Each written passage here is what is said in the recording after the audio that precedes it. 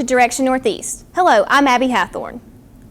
This program is a presentation of the Communications Department of Northeast State Community College. This episode of Direction Northeast is about hypnosis. We'll explore what it is and how it works. We'll start our discussion following these messages.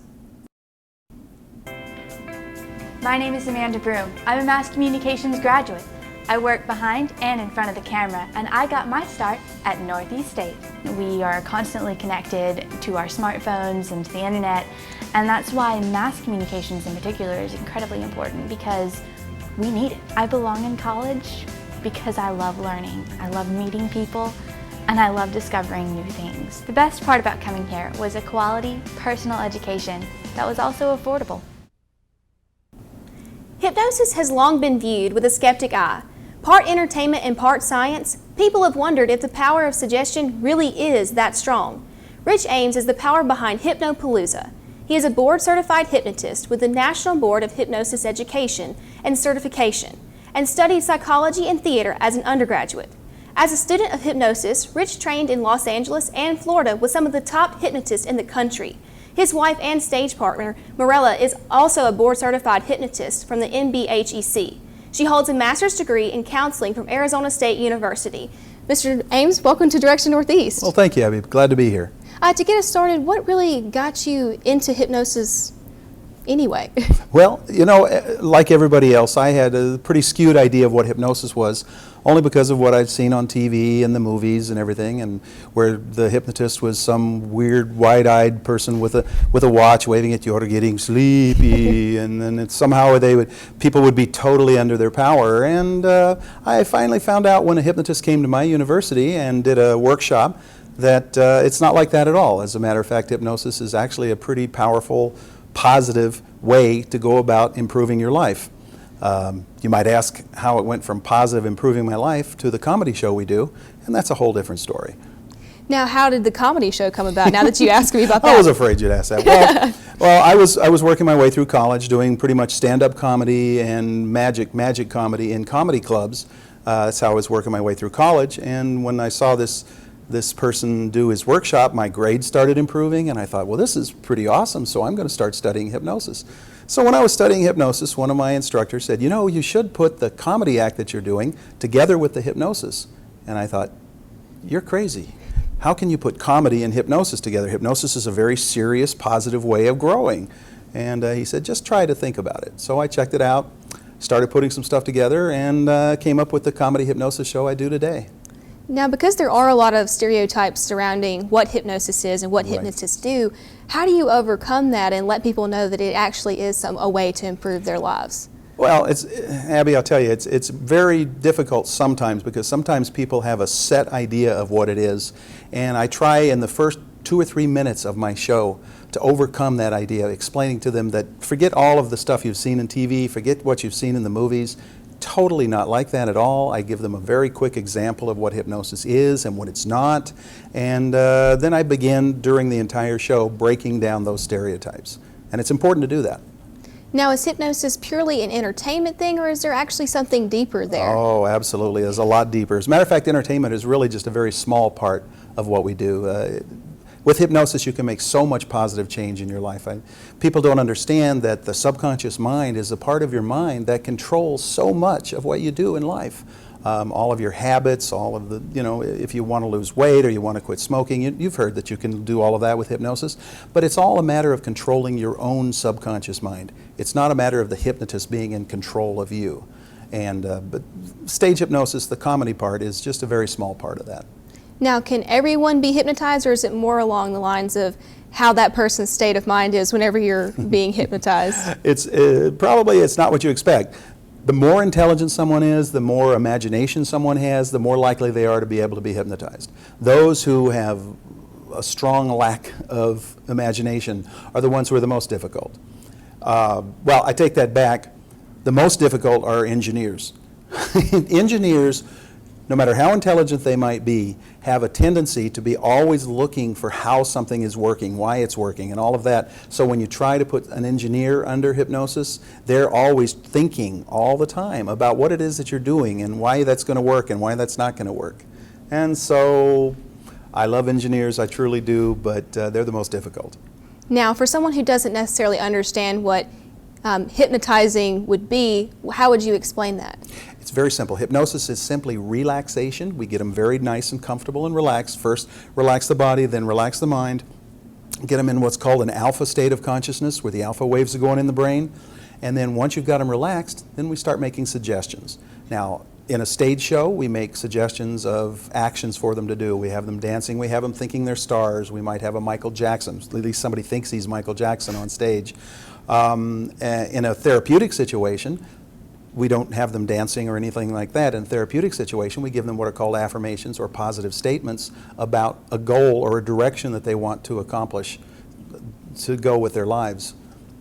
Now, touching base on how it can improve someone's life, how do you go from entertainment comedy show to actually sitting down with people as a therapeutic means? It's a pivot, but it's not as complicated a pivot as it needs to be. As it appears to be. When I do my stage show, I immediately after the comedy show do a workshop with students in colleges and help them to get rid of test anxiety and all of that. And it's pretty easy to pivot. They've seen all the comedy things. I just explained to them the difference between the stage hypnosis and the serious hypnosis that they're going to be experiencing. And then I just put them in a light state of hypnosis, help them get rid of test anxiety and anything else that they might want to help their lives with. And it's not that hard. Now, are there a lot of different types of hypnosis, or is it kind of like a basic concept of?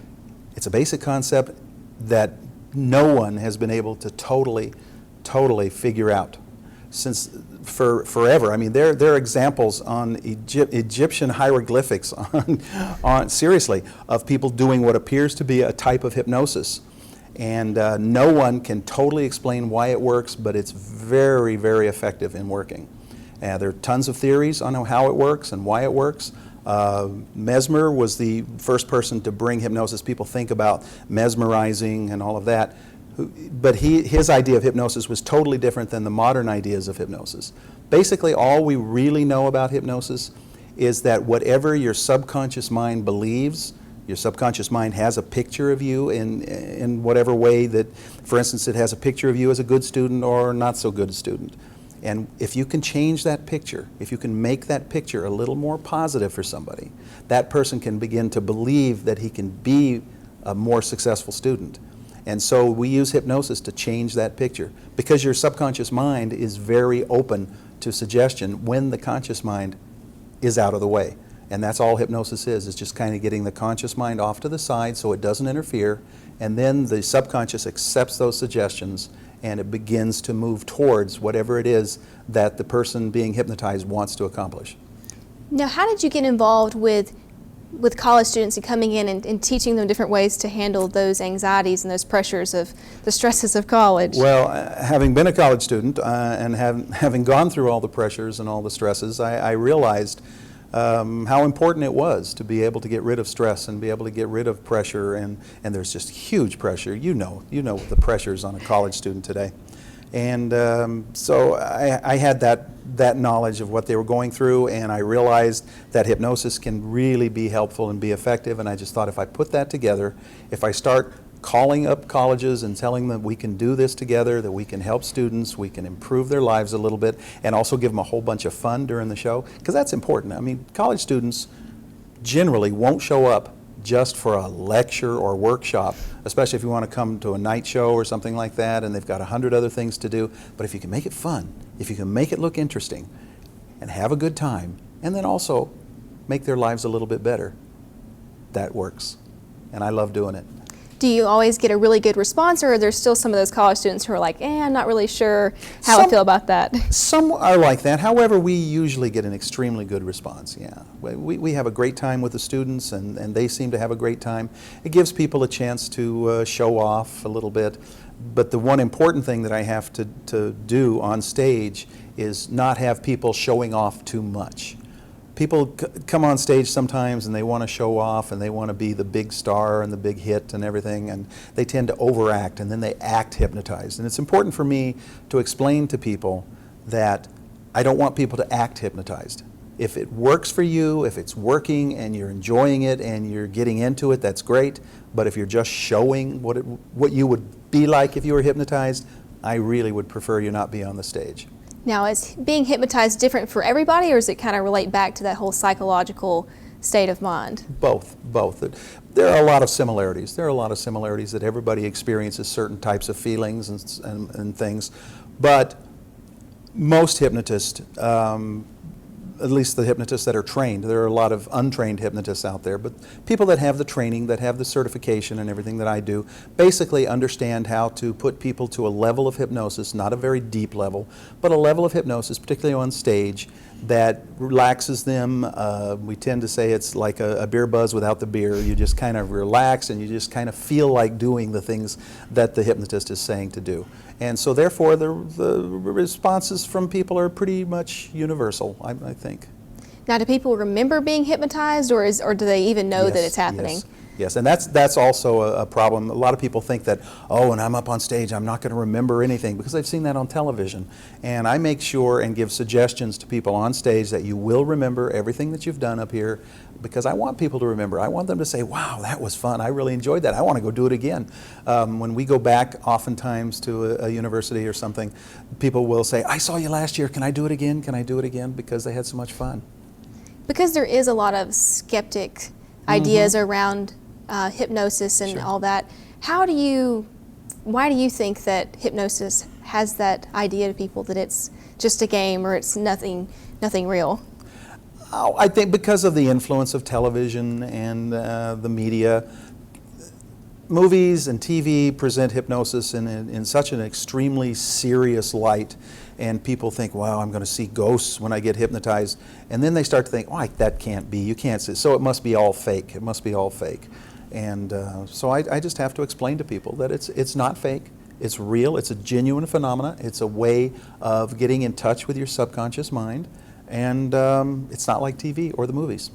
Why would you say that getting in touch with that type of mindset is so important for us in our everyday lives? Well, we often lead a life that is very dichotomous. We have our emotion-filled mind, and that's our subconscious mind. That's where our emotions lie and all of that. And we have our logical brain, our conscious mind. And very often we try very hard to separate those two parts of our mind. But when you separate your emotions from your logic, very often it can lead to difficulties. So if you learn how to integrate your conscious and your subconscious, you feel more whole as a person. I don't want to overemphasize, I don't want to say that hypnosis is a miracle or anything like that, but it really is a great way to get in touch with yourself and to start feeling comfortable with yourself. Now, whenever you're touring to different colleges and things like that, how do you go about actually getting those kids to kind of be on board with it at first? As I know it would be a little bit frightening to get up on stage. You know what? Surprisingly enough, by the time I do about 4 or 5 minutes of just some different types of things. We do a little mentalism, a little mind reading little thing. And by the time I ask for volunteers to come down on stage, I usually have people rushing the stage. I never, ever have had a show where I didn't have almost every seat in the house, on the place totally full. Well, that's awesome. Yeah. Now, how did you get involved with doing this hypnosis with your wife? How did y'all become stage partners? Well, I used to travel without her, and she said, you know what, I want to travel too. I want to go where you are. Can you put me in the show? And I thought, well, sure. Can you get a certification in hypnosis? And she said, sure. So that we are both board certified hypnotists, and she just likes being on the road with me all the time now. We're together 24 hours a day, 7 days a week. That's the life. Yeah, I tell you, it's great. Now, as far as the difference between hypnotists who would be certified and not, what kind of steps up that level of making you want to become a certified? Well, to be a certified hypnotist, you have to, first of all, one of the things you have to do, besides all of the education, besides all of the classroom learning and everything you have to do, you have to actually undergo a hypnosis series yourself. You have to become hypnotized yourself. You have to know what it is that what your subjects, what they call subjects, are going through. And people who are not certified, people who have learned, there are people who learn through mail order. They actually send them booklets on how to be hypnotized, and they get online and they get what are called scripts for hypnosis. And but they've never really experienced what it feels like to be hypnotized. And they've also never been able, when you're working under a master hypnotist, learning how to be a hypnotist, and they're right there with you while you're experiencing that, both as the subject being hypnotized and as the hypnotist doing the hypnosis. There's always someone there to walk you through, so there's never any problems. People always ask, is there any chance that anything bad could happen in hypnosis? And there really isn't. There really is no way that someone can be harmed as long as a professional hypnotist is working with the person, as long as the person knows what he's doing. There are times that people, and I've never experienced it, well, I have one time, have what are called an abreaction, an abnormal reaction to a hypnosis. Sometimes if a person is an inexperienced hypnotist, he will start putting someone through a series of hypnosis things, and he'll start telling them things like, oh, imagine that you're lying beside a river and you can hear the sound of the water and all of that. You have to be watching your subject very closely, because sometimes people will have experiences that when they were younger or something, they may have had a very bad experience. They may have had a near drowning or something. And so you start putting them down in a place where their conscious mind is off to the side, so it's not being there to look after the subconscious. The subconscious mind starts thinking back and flashing back to that time that they had with the water. Then you can have an abnormal reaction. And as a professional trained hypnotherapist, I know how to deal with that, so that will never be a case with me. And it never has in all the years we've done it. Now, on that topic, how do you just visualize and look at that student or your subject and know that they're going through? Do they show signs, or? They do.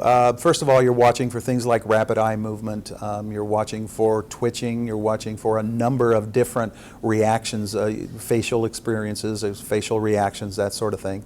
And you're always watching for that. And when I'm up on stage, even with 20 people on the stage with me, I'm watching them at all times. I keep a good close eye on my people on stage, and guarantee them a good time and guarantee them that nothing bad is going to happen.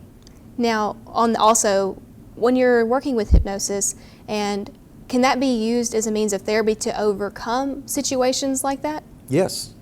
Hypnosis is a great tool for overcoming all sorts of problems. Phobias, people have phobias that they can be helped with hypnosis. Obviously, you can use hypnosis for all sorts of treatment options, as one of the treatment options for all sorts of problems.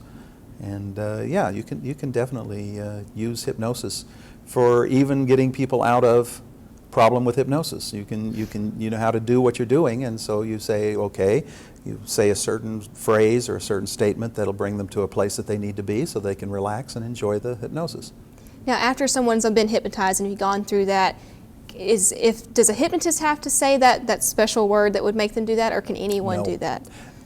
No, other people can't do. The special word is what I think you're talking about, is a post-hypnotic suggestion or something. Mm-hmm. Post-hypnotic suggestion is where you put someone under hypnosis and then you tell them that there's going to be a certain key word or a certain trigger word, but you allow them to choose who wants to use that word. They can't nobody else can come up to them. If I have someone, for instance, that is afraid of, say for instance, snakes or something like that, I can have them have a trigger word under post-hypnotic suggestion that's in their subconscious mind, and they can use that trigger word anytime that they start experiencing that emotion. If they happen to see a snake and they start experiencing that emotion, I've already given them that trigger word under post-hypnotic.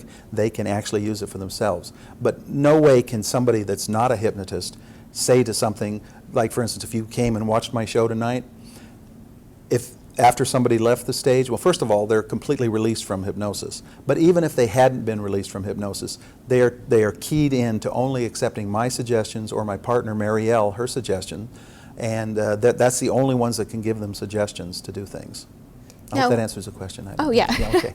Now, what is your biggest push in coming to colleges and doing Hypnopaloosa?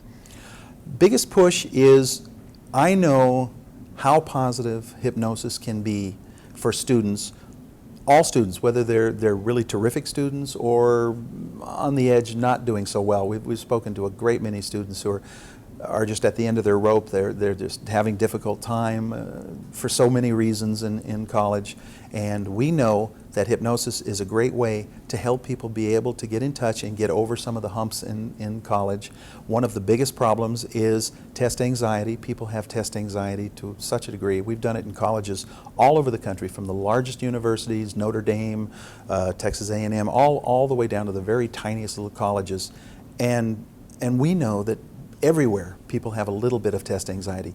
Even the best test takers in the world have a little bit of anxiety. That's the normal human condition, is to have a little bit of anxiety when they want to accomplish something, they want to do well. It's a performance anxiety kind of thing, and they go in, and so sometimes it can be just mildly annoying, or sometimes it can be almost completely paralyzing. It can keep them from being successful. And with hypnosis, we can help with that. And I know that if we put on that comedy show so that we can get as many people as we can come to the show, have them have a good time.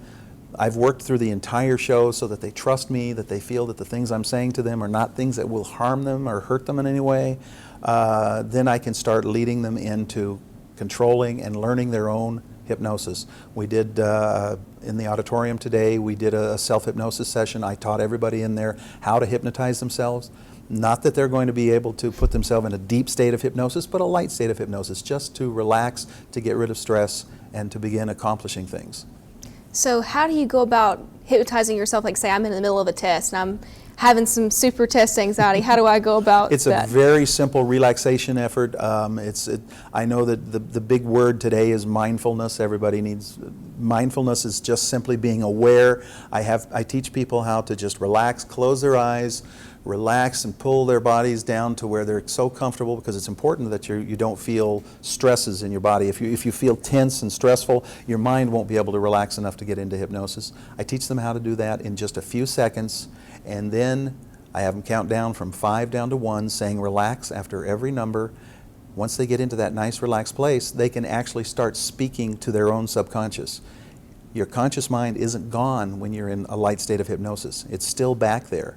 And I have them design what are called affirmations or positive statements, whatever it is that they want to do. And then once they put themselves in that place where their subconscious is open, their conscious mind begins to give them suggestions about what it is that they want to do. And the subconscious accepts those suggestions, and you can learn to do that in a very short period of time. Now, what are some of the ways, whenever you're doing these comedy shows, what are some of the ways that you go about hypnotizing people, but also entertaining them at the same time? Some of the ways you go about doing it, well, you have to design, it's a play, basically like a play. Basically, you are the director, that's me, the hypnotist. I'm the director of a play. The people on stage that are being hypnotized are my actors, and I convince their subconscious mind that they have a certain role to play and a certain thing that they're going to do. And since they have no reason to not trust me when I ask them to do something, because I've been very straightforward and helpful and friendly up to that point, so there's no reason for them to be worried about me saying anything wrong. So when I ask them to do a certain part, that's their part of the play, they do it. They behave in a certain way. They actually, for a few moments, begin to think that they are a star, for instance, or they're a certain type of dancer. I have them dancing on stage. Sometimes I just do some pretty off-the-wall things that a person would almost never think of doing up in front of a bunch of people without being hypnotized. When you're hypnotized, you have that relaxation, that buzz that we talked about earlier, and you're so comfortable and relaxed, and it just feels normal and natural to do what the hypnotist is asking them to do. So I'm just basically the director of a play. Now, you talk about the trust factor. Yeah. Why is it so important to build that trust, and why they have to build that trust in you before they can be hypnotized? Very important. We call that the hypnosis contract. They have to be able to sit down and trust me enough to know that there's nothing I'm going to do that's going to harm them in any way. And so we have a little contract, a little unwritten and unspoken contract between us. I'll be the hypnotist today. You'll be the subject. I will do things that it won't embarrass you, won't make you look stupid, and you will be happy to do them. And once they are willing to do that, once they're willing to accept their part of the contract, then there's no problem getting them to do all the funniest, strangest kinds of things. What are some of the craziest things that you've made students do? Oh, I've seen people do so many wonderful things. I tell you what, to me, one of the greatest things that happened to me was years ago. I was in somewhere in the South, I think it was in Mississippi somewhere, at a junior college. And a young lady, I had her believe that she was Madonna. And she got up, and she was a very shy young lady. And she got up, and I never have anybody sing. I would never want to embarrass anybody. I have them lip sync. We have all kinds of different music and stuff, and we take suggestions from the audience on what who they want to see. And so we don't have just our set list. We have hundreds and hundreds and hundreds of different stars and performers on our iPods. So they give us a suggestion. I made her Madonna. She got up there and did an amazing Madonna. She was just really terrific. She danced so good. She didn't have to sing, but she lip-synced all the words. She knew all the words. And after the show was over, or after her part of the show was over, when I started to put her back under and I was going to take her, she looked at me and she says, "Please, I want to stay Madonna. I'm having." I found out later that this was a young lady who had had a great many serious problems, emotional problems, and she was an unwed mother at a very young age, and she had very difficult, and she was extraordinarily shy, and yet she was the most wild, exciting person on stage, and afterwards she said she had the most fun she's ever had in her entire life. And that makes me feel good. That makes me feel very good to know that. Now, as my last question, what would you say is one of the biggest factors in contributing to what makes you just want to keep going and keep doing it after, you said, 20 years? I can't imagine quitting. I can't imagine quitting. I mean, people come up to me and say, "When are you going to retire?" And I say, "Why should I retire? I'm doing what I love doing. I enjoy it more than anything, and I make a good living doing it. So I can't imagine just retiring and sitting around on a rocking chair, or, I get to travel all over the place. I get to see wonderful people. I get to meet great people such as you, Abby, and it's just the greatest life I can imagine." So we have a little bit more time. Yes. So what would you say is one thing that, in addition to all the travel and things that you get to do, that pushes you to keep doing it with students? I think students, I mean, it's trite, it sounds trite, but young people, college students, are the future. Our country is only going to grow as a country. Our world is only going to grow as a world if the people today who are students want to be involved, want to experience life, want to help others. It's important for me to help people help others. And so therefore, if I in any way can be even a tiny, tiny bit of help in accomplishing that, I can finish my days knowing that I meant a little bit of something to somebody in this world. Yeah, and I absolutely think that's wonderful. Yeah. Thank you. We'll be back in just a moment to wrap up Direction Northeast. Going to college was a big decision, but when I graduate from Northeast State, I know I can have a career. Over half of our employees are graduates of Northeast State Community College. When we see Northeast State on an application, we always give that candidate a second look. Our company partners with Northeast State, knowing that their students graduate as trained professionals that become our employees both today and into the future. Discover the career opportunities that await you. Northeast State Community College. That concludes the program for today. We talked about hypnosis with board-certified hypnotist Rich Ames. Community is very important to the students at Northeast State Community College, and this program takes a look at a few of the subjects they find important. Until we meet next time, on behalf of the students, staff, and faculty of Northeast State Community College, I'm Abby Hathorn, and this is Direction Northeast.